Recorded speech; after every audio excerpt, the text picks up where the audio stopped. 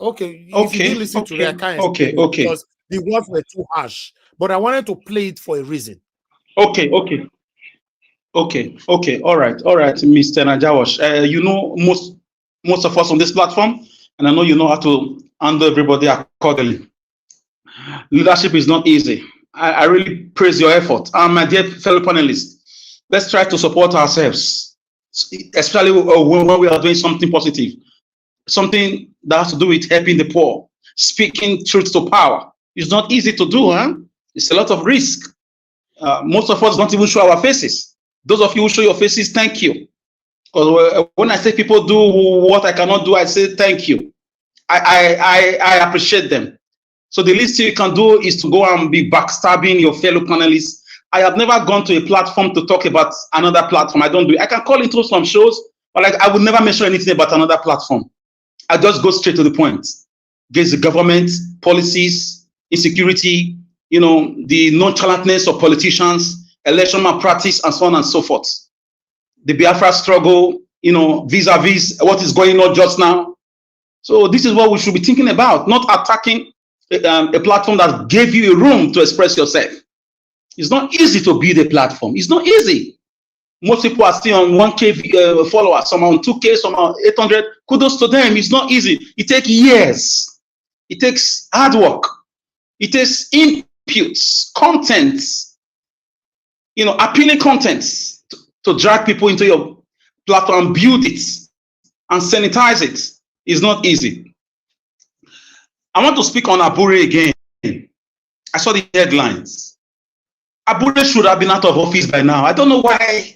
I don't know what is going. Why can't we resign? Why can't an Edo man just resign? Let me make it an Edo thing because he's an Edo man and my governor in Edo State, the same problem, nearly almost the same thing. Why can't we resign when we make mistakes or when we are accused, accusation upon accusation? There's a local adage that said, when dirty too plenty for blind man's soup, he go not say not be crayfish, but it's sin and dirty. The whole world cannot be accusing you and you come out pretending to be gentle. No. That's what I mean. I'm very sorry. With due respect, I'm very skeptical of quiet people. Most quiet people. I'm not comfortable when you are too quiet around me. I'm very sensitive to such people. I like people that are outspoken, people that express themselves, and I think we should try to also realize if Abure had resigned before now, the political party would have been having more credibility, and those states would have been bubbling. And right now, Labour Party is as good as docile. I don't want to use the word dead in our state. So this is the humble truth, humble logomachy. There is no logo apartheid about it. Unlike 2023, before the Peter Obi Dati movement came on board, Edo State gave birth to the Obi movement. Everywhere was bustling. It was all over the media, across the globe. But Edo State election is coming, governorship. Looking at what Alex Oti is doing in Abia State, Edo State should be on fire just now. Political and social media, mainstream media fire. Sensitizing people. It's not like that. It has been allegedly sold by the same Abure to the powers that be in Edo State. If you don't talk about Labour Party now in Edo State, the APC will laugh at you, PDP will laugh at you, they'll say, just forget. It has been pocketed. How much was it sold for? I don't know. But it's very clear, like the biblical Menemenete. But the days of Labour Party are just almost over. They are numbered. They are numbered. So, gentlemen and ladies, we all want a better city, better Edo State, better country, but we must speak truth to power, even when it affects our siblings, our friends, our family members, our in-laws. We should not be seen to be biased. This is my point. So, Abure, for me, is a shame. It shows that for me, he has been poverty-stricken in his mindset. Poverty is not the absence of money, it's a mindset, it's a disease of the mind. When you are not rich at heart, when you don't have ideological stand, you have no ideological idiosyncrasy, you have no political stand. It's just like the other political parties, other national chairmen battling for power, many and doing all sort of atrocities to remain in power. So Abure for me is a disgrace. Abure for me just now has stained himself with red oil. Abure for me just now has put himself in a shameful part of history. Abure just now should know that we are not proud of him as a Dolite.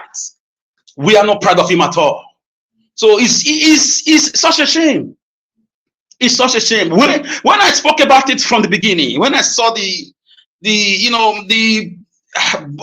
disposition, the body language of this guy, I am Madam Rita. God bless you wherever you are. We spotted it out that the charisma wasn't there, the passion wasn't there.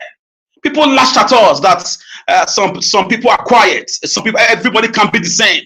Everybody can be mandibular. Everybody can be grandiloquent. Everybody cannot be, outspoken. But today, I will not vindicated. I will not justified. So look at counter accusations, palace accusation, in-house accusation, outside accusation, everybody. So I just feel by now he should have resigned and given a press conference because it's a disgrace. All the monies that he has stolen allegedly, running to 3 billion naira. Peter Obi, I'm happy he has not put himself in this position. I hope Peter Obi has other plans. I trust him, two-time governor, bank chairman, a guy that is well traveled. He knows what to do. I trust Peter Obi. I'm not the one to tell him to stay in Labour Party or leave to clean it up. If Labour Party want to clean themselves up, they should clean themselves up. But Peter Obi is the major driving force of Labour Party. So if he leaves, trust me, Labour Party is deflated like a flat tire. They are gone forever. I will not be surprised if many of the Labour Party candidates or senators and House of Rep members across the country, even state assembly members, begin to deflect to APC and PDP. Go on market. They will deflect because some of them believe they bought their way through to the position they are today. They bought their way through. Many people are crying allegedly that they were shortchanged. Their name were removed by Abure in the last minute of elections. People in Edo State said Yahoo boys were buying seats of Labour Party people, 3 million, 5 million those days, allegedly. A lot of accusations. The woman came out, is it the treasurer of Labour Party? She came out. People say she should shut up. She's a woman. Don't believe a woman. Don't do this, don't do that. What about the ones who are crying in the streets that their name were also removed? Please don't shout. So I would like to round up with this, gentlemen and ladies. I'm feeling very bad with this. With the Abure saga, is really a malodorous saga, and it's a shameful one. I doubt Labour Party will even come third in Edo State. I'm sorry. I love Peter Obi. I love Obi movement, but the Labour Party right now, the shame in Edo State is a shame. We should look into it. Right now, they don't stand a chance. I'm very blunt. I'll tell you the truth. They don't stand a chance. Unless there is some form of urgent cleansing now by the Labour Party hierarchy. First of all, Abure has to step aside. Call it resign, step aside. Any name, he should give way. He has become a virus. He has infected everywhere. The facet and the faucet of the party has been infected. Argue with your system, but I live in Benin. I just left Benin and I'm going back in a few days. There's nothing on ground about Labour Party. Accusations upon accusations. So, guys, I will leave it here. I'm still here, Mr. Najawash. Yeah, thank you very much. I'm still here. Thank you. Sorry, say you talk and you're saying no. Mr. Jonathan can go ahead. Your time is paused. Who paused your time? Now you pause. If I don't make that statement, I don't want me Yakubu can't do another thing again. Yeah. Now finish me right here. So you say no, don't worry, my time is paused. Now you pause now. Not be supposed to pause your time. I have to make that statement so that I'll be able to defend myself up front. I want to thank everyone. Sometimes it's a joy being within, coming here to share knowledge and to really speak on the right thing.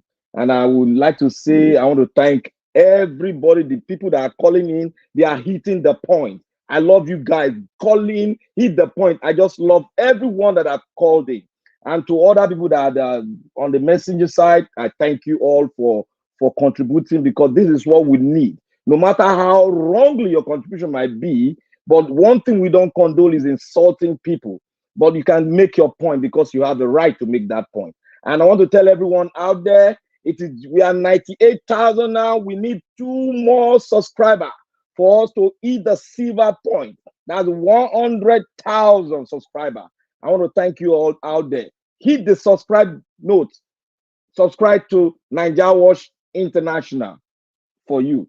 I want to say something here, Mr. Tone. May God bless you. You know why I respect you, Mr. Tone? Because I listened to you concerning the security because I know you are an expert in that. The reason why I say you are an expert, you were in there, you saw the internet thing, and you are coming out and you are speaking the truth. Despite sometimes you might want to be on the other side, because I quite respect that, because it's like a fraternity. Sometimes you got to come back, to the home. But I respect you for doing that, because that was you are one of the factors that I'm holding behind me to speak forth concerning security in Nigeria. That's why I come from that fraternity itself. I want to say something here. I want to make reference to everyone. I want to thank every one of us that are sitting down. All of us are sitting down after Naija World might have switched off. We still go and continue to really, investigate and try to look at other things, read books and other things, historical things, so that we can join you together to make points up here. I want to thank every one of us. I want to say, directly, there's nobody that can pull down the truth. We'll continue to research and bring the truth. Like I said before, I said I was one of the people that made mention of it. I said Nigeria is getting to the stage of the Venezuela situation. Nobody knew where I got it from. There were some yardstick I used in it, and Nigeria were performing it because I've gone into the Venezuela economy. That's why I brought out that statement. And thank God, CNN has quoted. Nigeria is confirmed that they are in Venezuela state.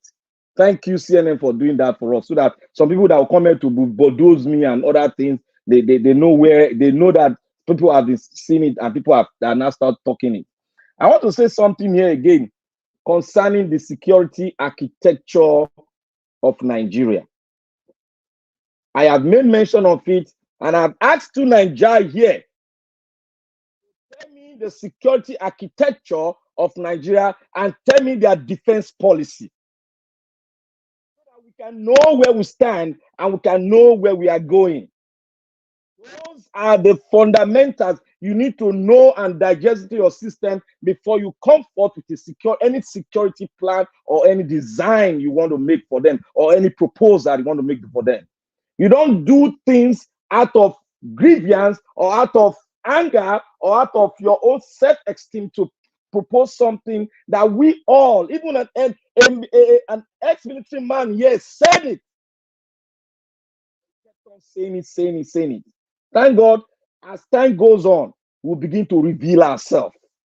Because words of a man is stronger than any other thing. You cannot break his word. If you stand under the premises of truth, you will continue. Stand under the premises of disguising, stay on top of the fence, you are going to gradually reveal yourself. That is how it works. I want to say something here concerning the Constitution itself. I might not dabble into what happened. I will not go too much into what the military did, but I'll give some example of some military activities that have happened to me, my friends, and some of my colleagues. Suppose something that you all might not see. I beg to apologize to any military man, all the military men. I thank you all for your good service in Nigeria Army. But I'll say something, I'll be on the other side today. One thing about it all, your security architecture and your defense policy is very paramount. Somebody said here that the Americans, they came here to join hands with the Nigerian military to tackle the insurgents. But what happened? They refused. That was how they refused the American military from. They saw it coming. They wanted to help. Nigeria refused. That was how I told you all that Nigeria. Your voice is going up and down, up and down. We are losing it. Okay, are you getting me now? Yeah, you are good. Go ahead. Yeah, I try to dodge away from my kids. So I want to say here that Nigeria security, all we need, we have enough security. all we need is enough police have their a federated state. And I keep on tag on my people and said they need constitution. I've been now for people. Are you getting me? Okay, wait, you are good. Is it okay now? Yeah, it's fine. Okay. It's fine now. It's fine now. So I want to say something about the Constitution. That's why I say I'll divert a little bit. The Constitution is what we need to tie the hands of any form of intruders or any form of oligarchy or any form of superiorism that they are doing. That is the only way we can tie it down. As Mr. Chief Professor Ezekume, much respect to him. He has been listening to us and he has been putting things together himself. And you people know that Professor Ezekume was one of the persons that advocated for and fought that Nigeria should sit down to prefer a solution concerning the Constitution when GJ brought it in. He was among the people that were saying it because he's a constitutional lawyer, and we learned a lot from him because he break down everything to us when we were in school then, and we saw reason to it. That is why we concur and we made our voice known to the Nigerian government. And thank God, the president, concurred to it, and we did it. But for this man called Buhari, who came and just sat on it and started doing his own thing, and now where have we been? We are nowhere. We are still sinking. And I want to say something here that we should do much on our investigation, and so that we'll come here and bring right word. And I want the reason why I'm not going into so many things is because Mr. Jonathan has dealt on it, and some of our guys are really dealt on it. That was what was on my mind, part of it. And I thank God they did justice to it. I want to say one thing. I want to say my own experience about the military. The military, Nigerian military, the way it's built, it's like another terrorist gang. I want to give you my own example. I went to shop for an high-tech equipment for a bank, which I had a contract with, Sky Bank. I think they closed the bank now. So I went to the computer village, and I went there. My friend was putting on the brown shoe, that military where they use in American using Operation Desert Storm, and we were putting a very short knicker, but it was like camo, but it's not really camo. And a military man was coming in. Do you know what that man did? That man stopped. I told my guy, that guy is coming, he's going to come for you now, and I will agree for him. The man stopped, and I told my guy to run into the shop that the man is coming for him. Luckily, the man was, came for him, and he started bragging, say, "You want to see that boy? This. He said, then everybody now came out, no come that village now.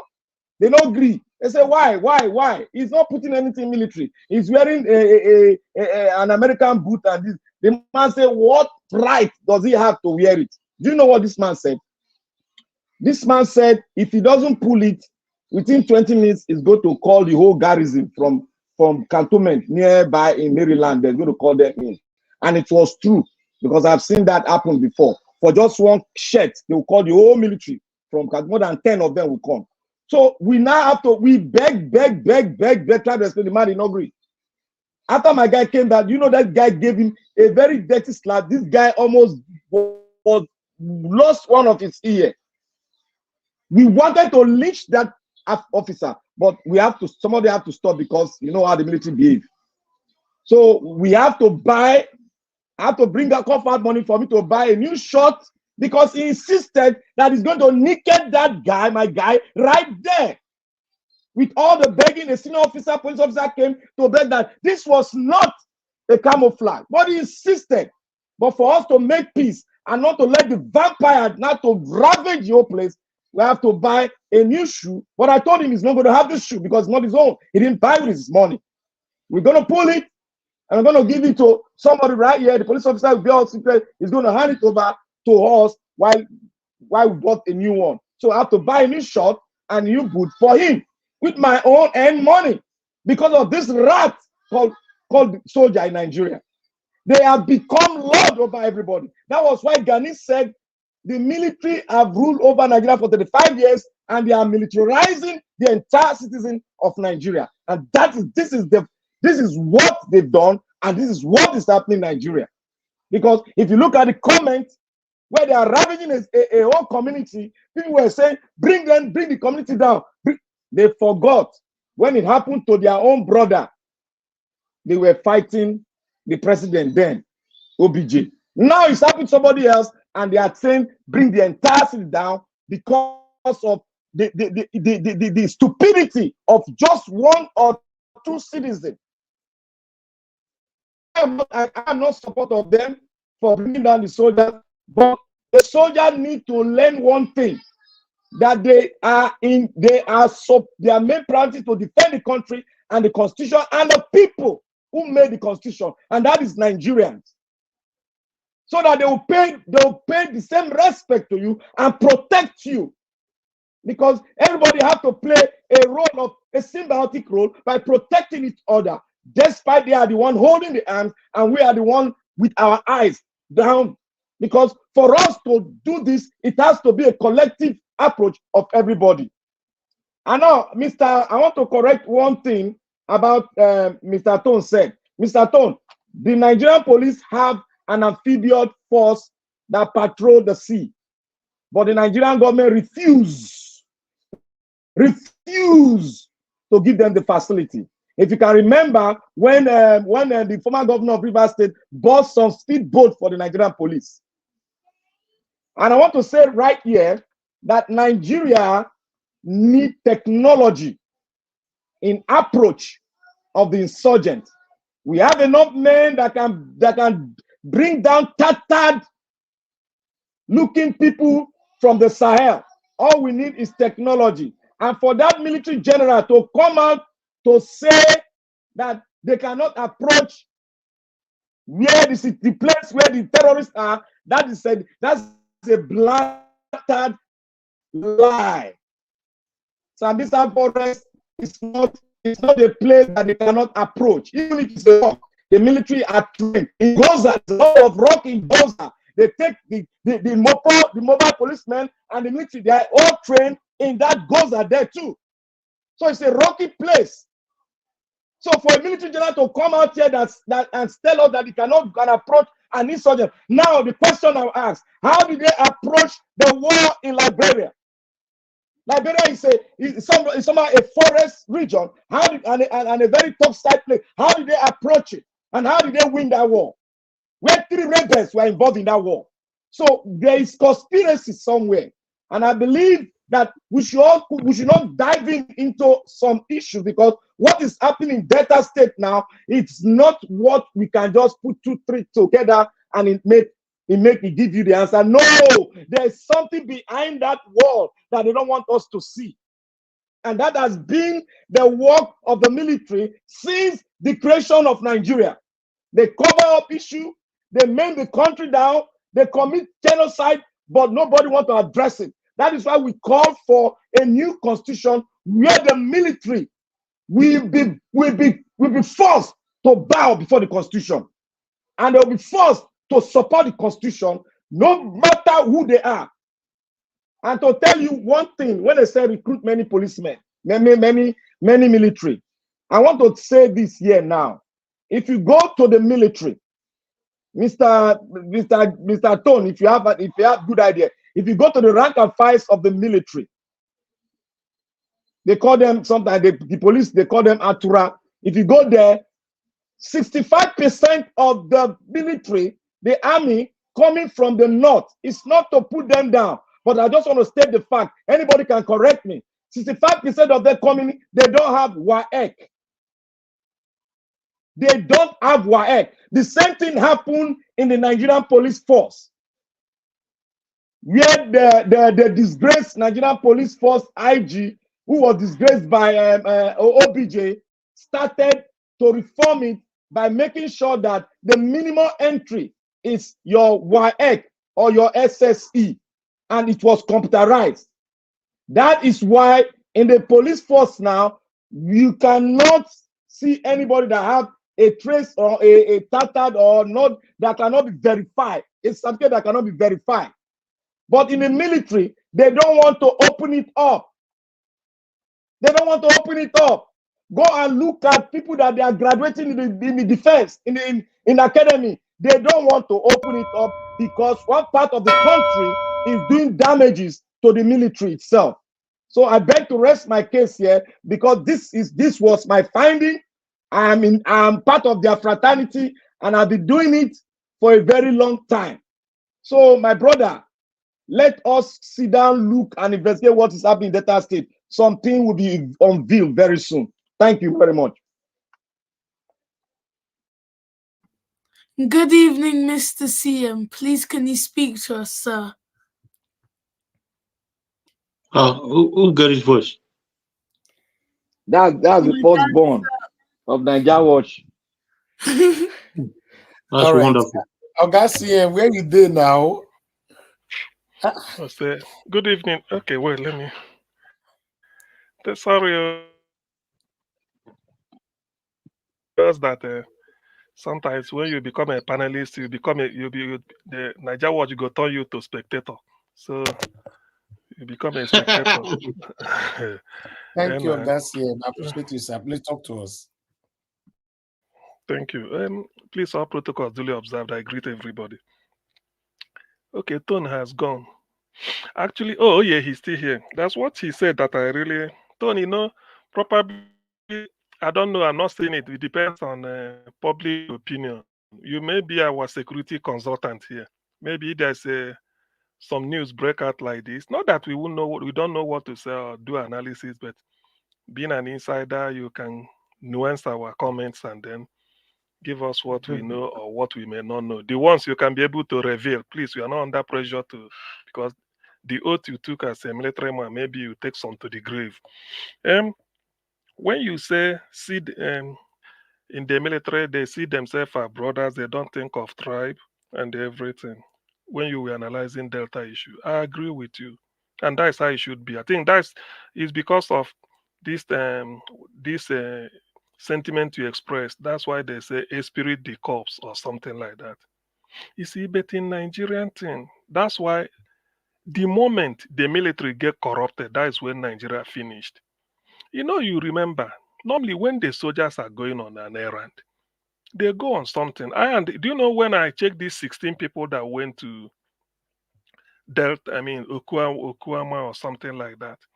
Although I do not support that type of their action, not that I support them being pied, no. Two wrongs does not make a right. But where the first time I commented on this was to remember Odi and then Zakibia. Let me also say it for those listening. When certain things happen in the Western world, I've learned tragedies, so many things, it does happen. But the moment it happens, although they will count the loss, but they will say inquiry or investigation. Not really to get the culprit to punish the culprit, although that is part of the reason. But they want to know what lesson can they learn to prevent it in future, or if this thing should occur in future, they've gotten a master plan how to handle it. If we have learned our lessons from Odi, what happened then? There should have been a case whereby maybe part of the training being given to military will be when you are going on a mission in which you are not going for something like to go and defend the country, or maybe you are fighting against an opponent that is, everybody is armed. But in this case, you are going to quell something like, or to go on an expedition on a civilian dominated area. There's some type of psychology, maybe as a result of food. I don't believe in textbook certain things. That's why they call evidence based in some studies. Medicine and clinical sciences are not moving to space, they're making it evidence based. If you use what is it called? Onubu, this bitter leaf, if you use the water you squeeze out of it to cure malaria, just say it cured it, and then that is evidence. And the scoring, that's what they, because in textbook they may not teach you that, but because you've used it, and from all indications, that is what cured it. That is evidence based. People can adopt it. So in our military dealing with civilians, I think that OD presented a good opportunity. Since they missed it, Zakibiam, that is the ones I know. Maybe there have been others in the intervening years. There has been other ones. Then this Okwama, as much as we are condemning what happened, how do we prevent it in future? I would have loved by now Nigeria should have learned something. So when we're doing this type of thing, not really necessarily. So Oklahoma, what is happening? That presents us another opportunity. Why we bury the dead and mourn the dead, and then on both sides, and then trying to do. Let it be that there will be a very deep inquiry to make sure that this will be the last, never again. Never again. That's how you change. That's how nations grow. You change. You go back and change maybe the curriculum if there requires, or you tweak it a bit. The one you teach the army, or even how to do certain things. Because some of these things, yes, they murder their colleagues. So because of that, they are annoyed, and then when they go, they're overzealous. They'll go overboard and do what they are not sent there to do, or they sort of the anger of Nigerian system, they visit it on innocent people. In the end, the people you are going to buy there as a soldier with on official duty are even maybe the people that should have welcomed you and say, oh, look at the soldiers, and then you indiscriminate. So I would like, when you say this, I really love it. And then that reminds me, because when people, that's why sometimes, thank God you served in the armed forces. When as in the armed forces, whatever you people are doing, you do it with the spirit of either patriotism, or you want to change a rotten system. But then what I do not like is for some people to interpret it, give it ethnic coloration. This thing started 15 January 1966, in which they up till today, an average Igbo man is still suffering from that interpretation. People were not born there. Some of we I don't even know just what I read. But people will tell you they did it. They did it. It's not. When you are in the armed forces, when like you still to said now, you don't think of all this. Even if you okay, maybe when they were going to Kwama, they never planned that it should be like this. Even if they wanted to buy people, maybe they didn't plan it. But look at what happened. Some people might say they deliberately came to wipe people away. But I feel that haven't, because we've had this experience before in Nigeria.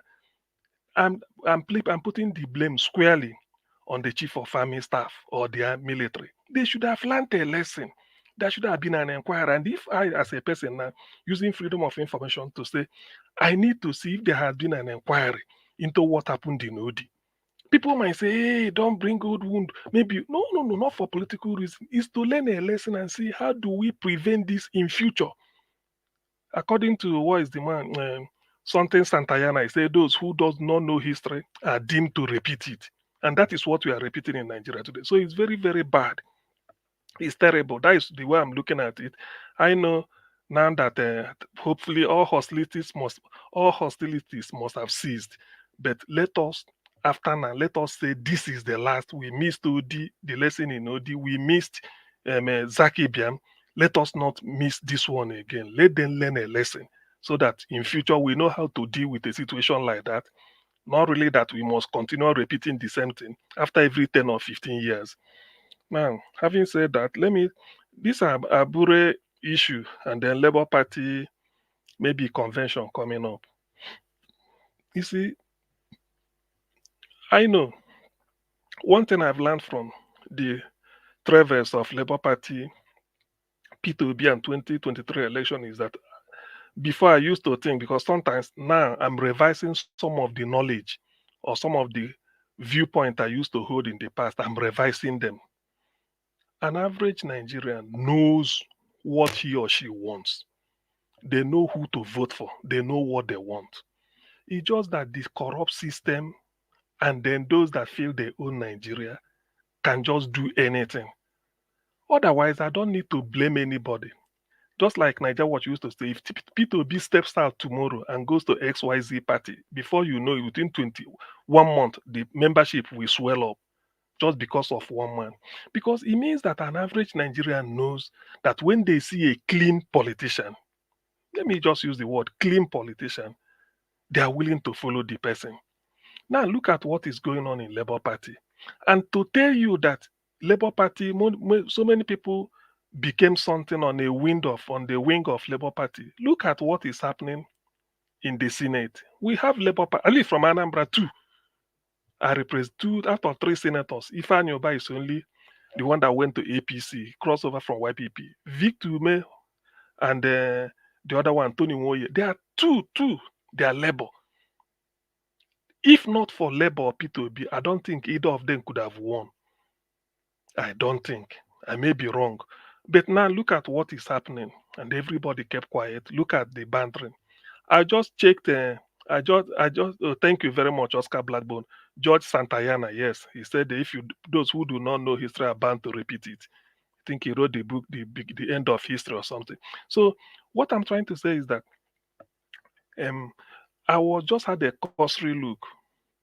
They are padded the budget of 3.7 trillion, according to Ningi, because I followed one write-up by I think in Daily Trust. The person gave a good and they are convincing that the argument is not that the whole thing didn't add up. You know, you can put figure, add it up, it will give. Everything added up to 28.7, he's saying. But it is now for you, like Ningi said, there should be a figure, maybe 1 million naira. There should be a project, maybe to buy exercise book.